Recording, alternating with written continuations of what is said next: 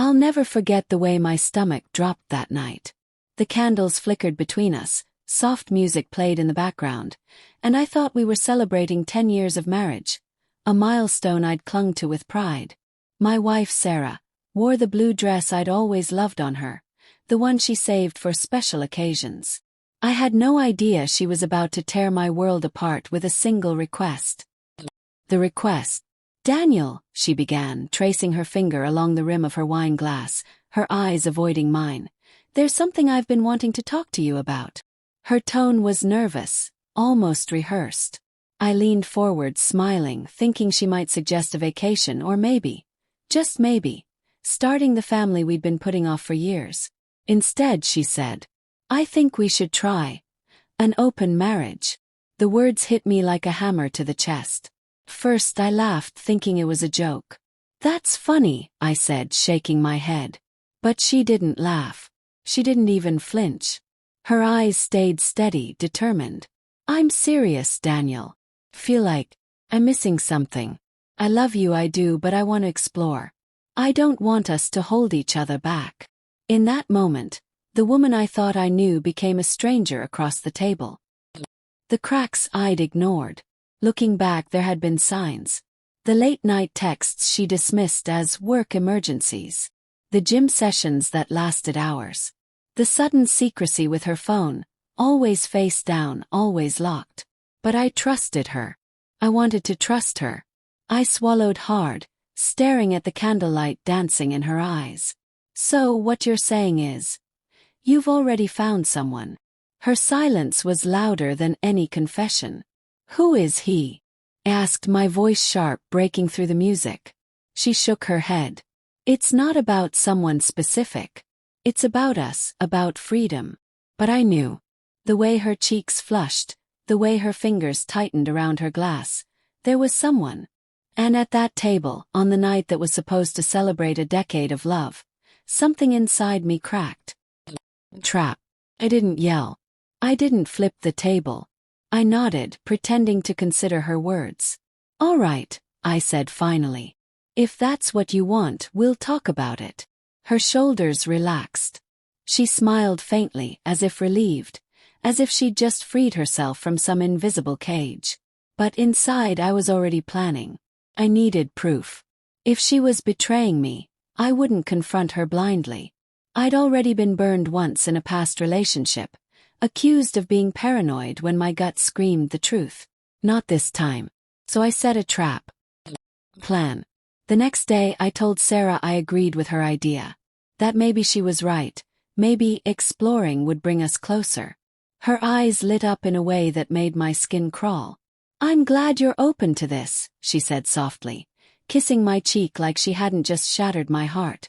What she didn't know was that I'd installed a discreet app on her phone a week earlier. I'd done it out of suspicion, though I'd never used it. Now I had a reason. That night, while she went for a late jog, I sat in my study, phone in hand, watching her messages appear on my screen in real time. And there it was. A man named Eric. Long threads of text. Messages filled with longing, inside jokes, and intimate details. She'd been seeing him for months. "Can't wait to see you again. Last night was amazing. Soon I'll tell him. I just need the right moment." The anniversary dinner was her moment. She thought asking for an open marriage would make it easier to legitimize her affair. I felt my chest tighten as the truth set in. She hadn't been missing something. She'd been missing him. Playing along. For 2 weeks, I played the role of the clueless husband. I kissed her goodnight. Asked about her day. I even pretended to consider ground rules for this so-called open marriage. All while collecting screenshots, dates, and every shred of evidence I needed. At night, when she thought I was asleep, she texted him under the covers. Sometimes she even snuck out, whispering excuses about late-night errands.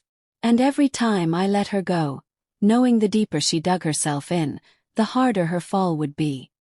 The reveal. It was a Saturday night when I set the final stage. "Let's have a date night," I suggested, my tone warm, inviting. She agreed eagerly, maybe out of guilt, maybe out of habit.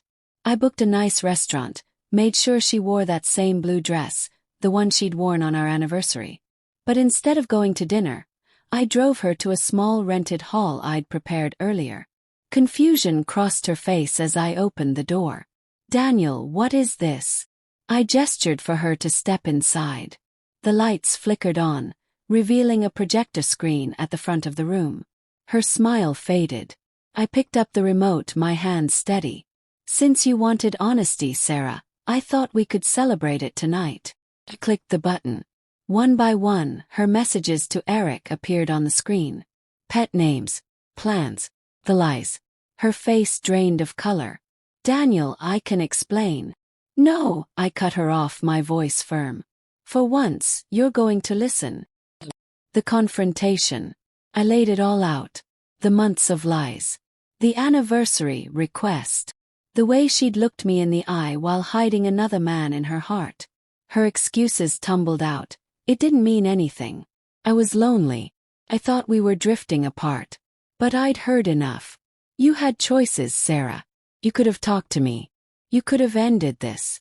Instead, you planned to humiliate me, on our anniversary no less. Do you realize what kind of cruelty that is?"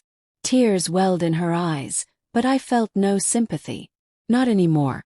You wanted an open marriage. Fine. The door is wide open. Walk through it and don't come back." The aftermath. The divorce papers were filed within weeks. I had everything I needed, and she knew fighting would only drag her deeper into shame. Eric, as it turned out, was married too. His wife contacted me after she found out, and together we burned whatever fantasy Sarah and Eric thought they had. At night, when the house grew quiet, I felt the ache of her absence. 10 years of memories don't just vanish. The laughter, the vacations, the nights we stayed up talking about our dreams, they haunted me. But alongside the pain, there was a strange calm. I hadn't lost myself. She had lost me. And that truth kept me steady. The lesson. Betrayal has a way of making you question everything. Was any of it real? Did she ever love me? Or was I just a placeholder until something better came along? I don't have all the answers. Maybe I never will. But I know this. Trust, once broken, is nearly impossible to repair. And no request, no excuse, can erase the moment when someone shows you who they truly are.